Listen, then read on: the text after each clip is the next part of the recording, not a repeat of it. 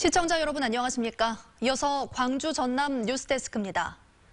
세월호 선체가 무트로 나오는 건 모두의 간절한 바람이었지만 한편으로는 동거차도 어민들의 시름이 있습니다. 애써 돌본 양식장이 속수무책으로 기름밭이 되고 있기 때문입니다. 동거차도에서 양현승 기자가 취재했습니다. 세월호는 마침내 물 위로 완전 부상했습니다. 선내에 있는 바닷물 배수 작업과 함께 유출된 기름 방제 작업이 진행 중입니다. 상하이살비지, 한국해양관리공단, 해양경찰, 해경 등에서 지금 합동으로 기름 제거 작업을 계속해서 하고 있음을. 기름 확산 차단에 투입된 방제선은 17척. 방제 작업 구역이 반경 4km라고 발표됐지만 이미 3km 거리에 미역 양식장이 뚫렸습니다. 기름 유출이 우려됐던 때나 기름 유출이 현실화된 지금이나 방제 대책은 한결같습니다. 양식장에는 또다시 유막이 넓게 퍼지고 기름 찌꺼기가 떠다니고 있습니다. 밀물과 썰물, 조류 방향에 관계없이 방제 장비는 세월호 선체 주변에만 머물렀습니다. 방제 기관에서 어선 한 척을 50만 원에 빌려 어민들과 함께 흡착포로 양식장 주변 기름을 닦아내는 게 고작이었습니다. 미역 양식장에 기름이 덮쳤지만 방제에 투입된 선박은 어민들의 어선 2척뿐이었습니다. 아침 같은 경우는 전 지역에 지금 양식장에 전부 퍼져 있으니까 이럴 때는 전 배가 있는 배를 전부 동원을 해갖고 방제 작업을 해야지. 날이 밝으면 피해 보상을 위한 보험사 측의 현장 실사가 예정돼 있지만 3년 전 피해 보상 경험을 토대로 어민들의 불신이 커 협의가 잘 될지는 미지수입니다. MBC 뉴스 양현승입니다.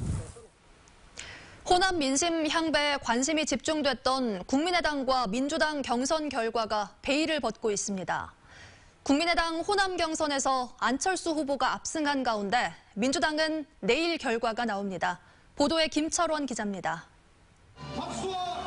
국민의당 대선 후보를 정하는 레이스, 사실상 결승전이나 다름없는 호남 경선에서 안철수 후보가 승리했습니다.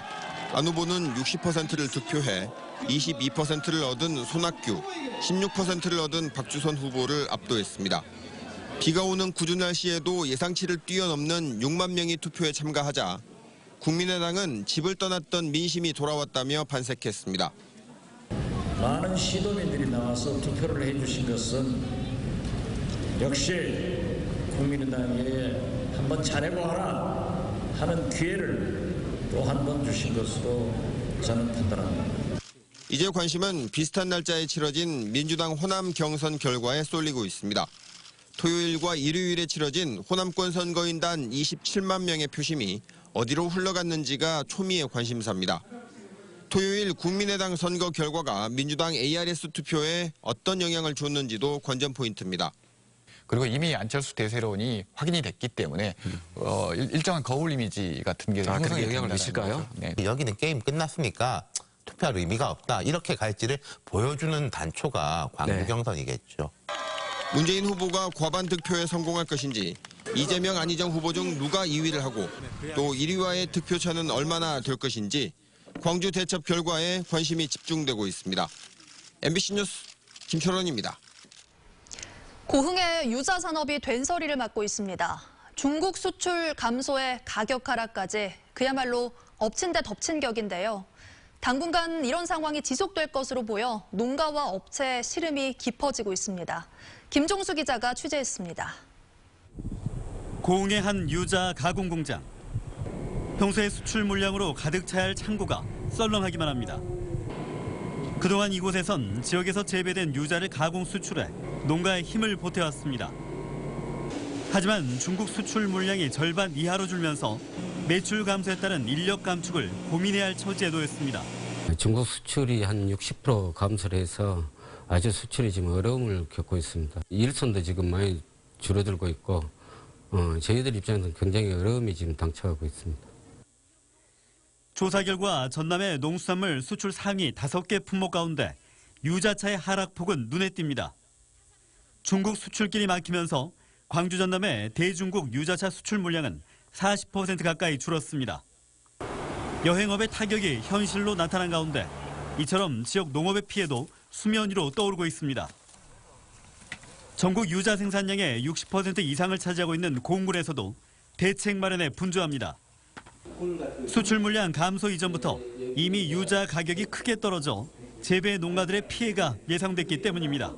의존도를 좀 탈피하는 방향으로요. 수출국을 다변해 나갈 계획입니다.